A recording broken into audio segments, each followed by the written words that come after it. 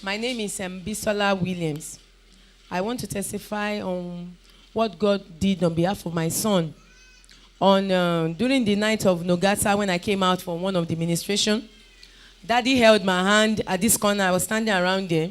And one of the things he said during that program was that nothing would die through my hands. That nothing would die through my hands. He kept on saying, nothing will die through my hands. So I held on to the word, even though I don't know, as human, while I was sitting, I was like, is there any death? I was just thinking as I went back to my seat, but I was like, the man of God has said, nothing will die in my hand. So on Saturday, I was on my way to my sister-in-law's place. My children were sitting at the back seat. I was driving. And all of a sudden, something said I should look back. As I look back to my son, his face just changed.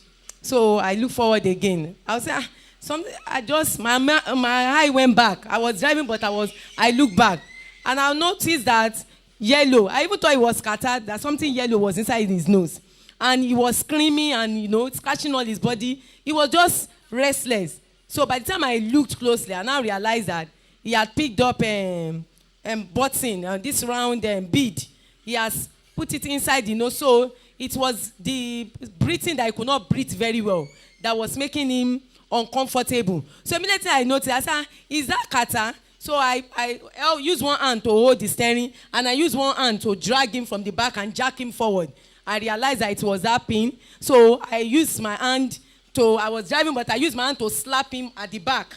So that the thing, I hit his head, I did everything, In fact, he was gone. As at that time when that thing came on, his face had changed.